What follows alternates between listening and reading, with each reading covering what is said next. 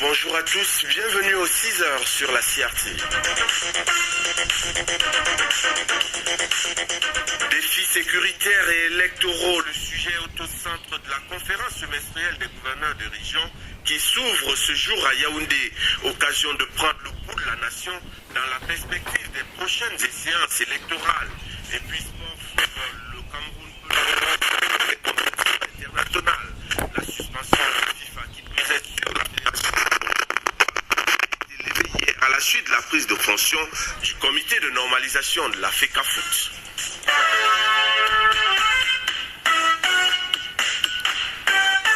Une fois de plus, bonjour et bienvenue aux 6h. Les enjeux des élections à venir, tout comme les défis de la sécurité, seront passés au crible dès ce mardi à Yaoundé. C'est à la faveur de la conférence semestrielle des gouverneurs de région. Cette rencontre sera présidée par le ministre de l'administration territoriale et de la décentralisation. Une occasion idoine de faire l'état des lieux du pays avant le double scrutin du 30 septembre prochain à Djedonongba. La conférence des gouverneurs qui s'ouvre ce mardi à Yaoundé intervient au lendemain de la conférence régionale sur la sûreté et la sécurité maritime dans le golfe de Guinée et à la veille du double scrutin du 30 septembre 2013. L'un et l'autre événement comptent en toile de fond la question sécuritaire comme prioritaire. Préoccupation qui vient s'ajouter à l'intérêt traditionnel que revêt la conférence des gouverneurs des régions, donnée au patron de l'administration territoriale le pouls des différentes circonscriptions administratives du pays. De mardi à jeudi, les patrons de régions, en plus de la température de leurs unités administratives, vont en quelque sorte prolonger la réflexion sur les enseignements du récent sommet de Yaoundé.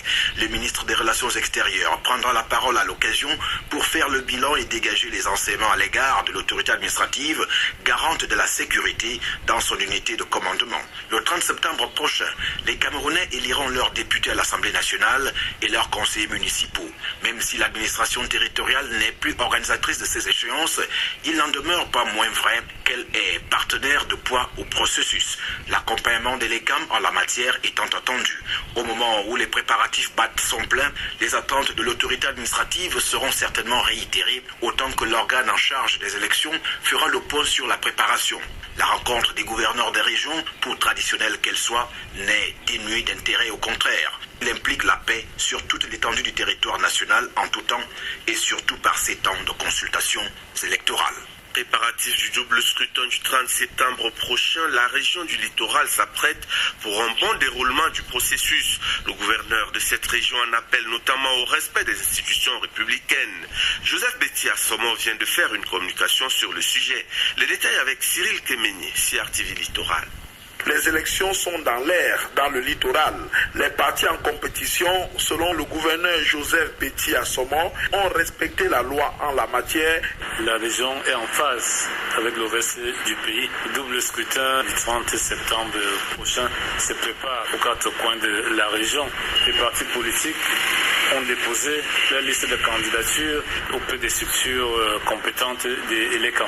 La plus grande responsabilité incombe à l'ECAM, mais les autorités locales l'accompagnent. L'ECAM fait son travail, nous n'interférons pas dans ce processus, mais nous avons un devoir de facilitation des procédures et aussi un devoir de sécurisation des acteurs et des structures de l'ECAM. À l'occasion de ce double scrutin, son message aux populations et aux leaders politiques du littoral est sans équivoque. Je demande aux électeurs qui se sont fait inscrire sur les listes électorales d'aller retirer leur carte pour pouvoir remplir leurs devoirs le moment venu. Je demande également aux acteurs, notamment aux partis politiques, d'entretenir des relations de respect, de considération, de fair play politique pour que la région du littoral puisse donner à la face du pays l'image d'une région dont les populations sont responsables. Douala est dans l'expectative et n'attend plus que le jour J pour désigner démocratiquement ses conseillers municipaux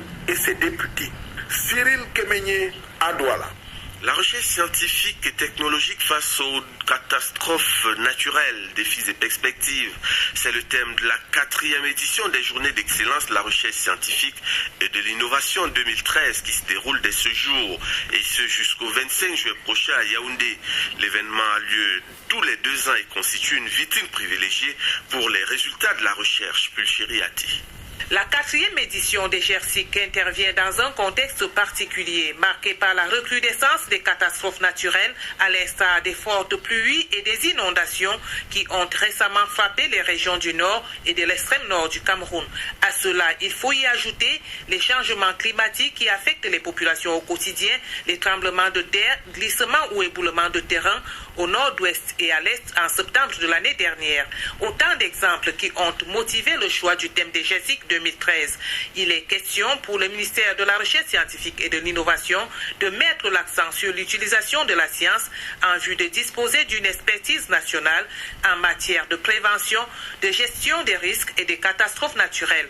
Toute chose qui permettra d'avoir une plus grande visibilité et une traçabilité effective des activités du MIRESI. L'émulation des chercheurs ne sera pas en reste. Les plus méritants bénéficieront du prestigieux prix du président de la République, le Lion d'or de l'excellence d'une valeur de 20 millions de francs CFA. Il y a également les prix de meilleurs chercheurs juniors et seniors d'une valeur respective d'1 million et 2 millions de francs CFA et une prime d'encouragement d'une valeur d'1 million destinée à 2 journalistes ou organes de presse qui s'illustreront par la qualité de leurs prestations avant et pendant les GERSIC 2013. 2000 agriculteurs dans les 2 forêts modèles du Cameroun recevront bientôt un appui matériel et financier grâce au projet Business Eco Agricole pour l'adaptation au changement climatique. L'initiative s'inscrit en ligne de la politique gouvernementale de relance de l'agriculture impulsée par le ministère de l'Agriculture et du Développement rural.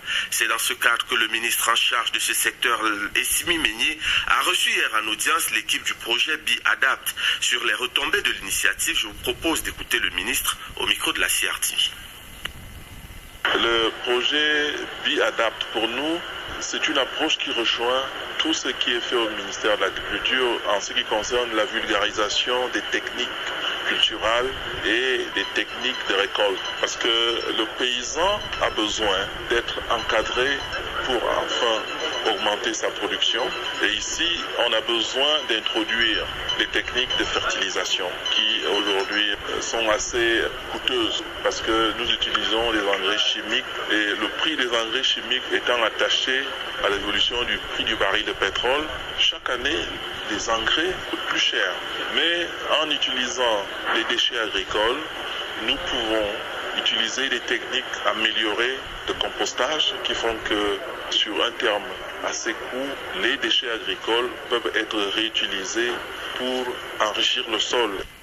Un nouvel ouvrage sur l'œuvre du couple présidentiel, Paul et Chantal Biya, une symbiose humaniste, livre de Jules Ferry Camden, publié aux éditions Cœur d'Afrique, est